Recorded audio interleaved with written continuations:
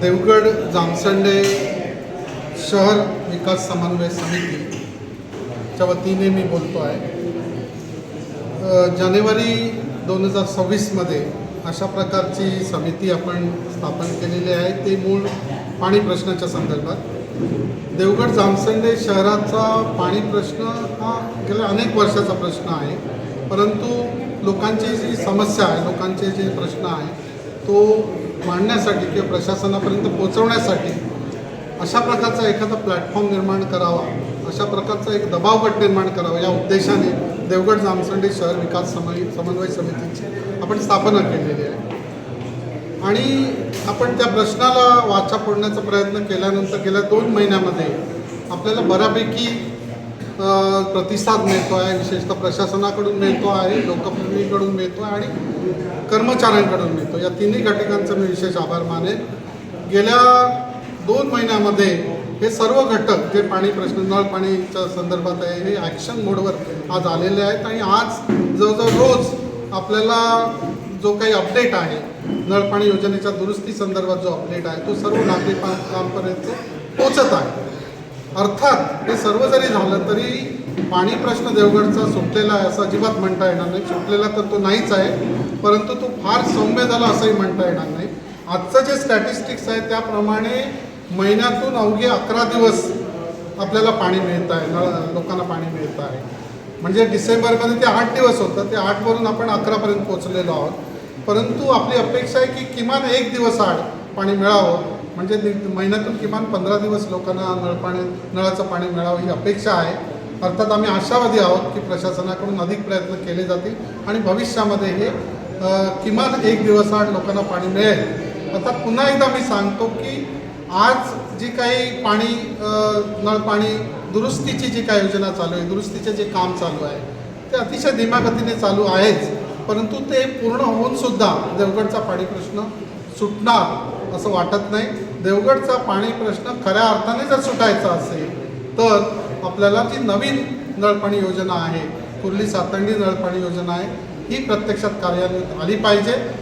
आज ती अतिशय पहिल्या टप्प्यावर आहे आणि मला वाटतं अजून 2 वर्ष जातील, परंतु या माध्यमातून माझी पालकमंत्र्यांना अशी कळकळीची विनंती आहे की युद्ध पातळीवरती आपण स्वतः जातीने लक्ष घालून ही जी नळपाणी योजना आहे ती नळपाणी योजना मंजूर करून त्यासाठी बजेटमधून तरतूद करून लवकरात लवकर ती करावी, जेणेकरून देवगड जामसंडे शहरातील सर्व नागरिक या प्रश्नापासून मुक्त होतील आणि आपणास ते मनापासून दुवा देतील या निमित्ताने मी सांगू इच्छितो। मंडळ हे आहेच अस्तित्वामध्ये, परंतु देवगड जामसंडे शहर समन्वय समिती ही पूर्णपणे वेगळी आहे आणि या समितीचा मगाशी मी म्हटल्याप्रमाणे एक दबावगट करण्याचा उद्देश आहे। दबावगट अशासाठी आहे की शेवटी प्रशासन असेल, लोकप्रतिनिधी असतील किंवा या सुविधा देणारे सर्व कर्मचारी असतील,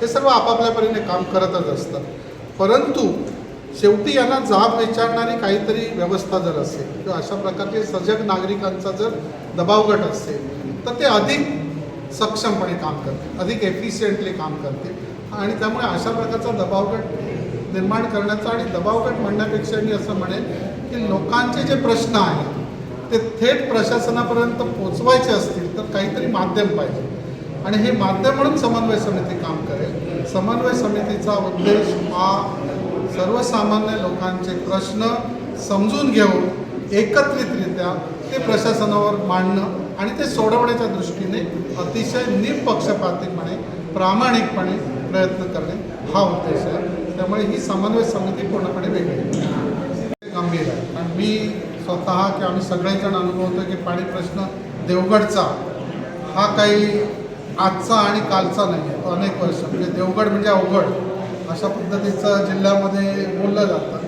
त्यामुळे पाणी प्रश्नावर अनेक गोष्टी अवलंबून आहेत। म्हणजे पिण्याचं पाणी सर्वसामान्य लोकांना तर द्यायलाच पाहिजे, परंतु त्याच्यामुळे त्या शहराची जी वाढ व्हायला पाहिजे। आज इथले अनेक व्यवसाय असे आहेत की जे व्यवसाय केवळ पाणी उपलब्ध नाही, मुबलक पाणी उपलब्ध नाही म्हणून ते व्यवसाय अडचणीत आलेले आहेत। त्याच्यातला सगळ्यात मोठा व्यवसाय जो आहे तो म्हणजे पर्यटन व्यवसाय। आज पर्यटक जेव्हा इथे येतो तो एखाद्या हॉटेलमध्ये राहतो, त्याची पहिली गरज जर कोणती असेल तर त्याला पुरेसं पाणी मिळालं पाहिजे. पुरेसं म्हणजे मुबलक पाणी मिळालं पाहिजे. आज आम्ही ते पाणी देऊ शकत नाही अशी परिस्थिती. त्यामुळे अनेक पर्यटन व्यावसायिक जे आहेत ते पर्यटन व्यावसायिक अडचणीमध्ये आहे. हा एक झाला. दुसऱ्या बाजूला आपल्याकडे अनेक प्रकारचे कन्स्ट्रक्शन चालू आहेत, बिल्डिंग होत आहेत, पण फ्लॅट रिकामे आहेत. फ्लॅट विकले का जात नाही? पहिला प्रश्न लोक विचारतात की पाणी आहे का तिथे? कारण पाणी जर आपण शहर म्हणजे नगरपंचायतीच्या माध्यमातून जे पाणी आहे ते पाणी उपलब्ध होतच नाही पुरेसे. मग अशा बऱ्याचशा अपार्टमेंटमध्ये बोरवेल काढले जातात, तात्पुरती योजना केली जाते. आणि म्हणून मला असं वाटतं की पाणी प्रश्न हा सगळ्यात आमच्या दृष्टीने महत्त्वाचा आहे. पण पाणी प्रश्नाबरोबरच शेवटी लोकांचे अनेक प्रश्न असतात ज्याच्या माध्यमातून त्यांच्या वाडी वस्तीवर जाणारे रस्ते असतील किंवा तिथलं काही छोटी मोठी विकास कामं असतील आणि त्या संदर्भात लोकांच्या काही भावना असतात की हे विकास काम प्रॉपर होत नाही, जे काही नॉर्म्स आहेत त्याप्रमाणे रस्ता होत नाही, त्याचं डांबरीकरण समजा काय म्हणजे त्याच्यात अनेक प्रकार आहे, हॉट मिक्स आहे, कोल्ड मिक्स आहे, तर ते मंजूर आहे आणि प्रत्यक्षात तसं होत नाही. तर अशा ज्या लोकांच्या काही तक्रारी असतात तर त्या तक्रारीसुद्धा प्रशासनापर्यंत पोहोचवण्यासाठी आम्ही या समन्वय समिती माध्यम म्हणून उपलब्ध करून देण्याचा आमचा विचार आहे. आणि भविष्यामध्ये जसं जसं लोकांची मागणी आहे, जसं जसं लोकांचे प्रश्न येतील तसं समितीचं स्वरूप, समितीचं जे कार्यक्षेत्र आहे ते अधिकाधिक व्यापक होत जाईल.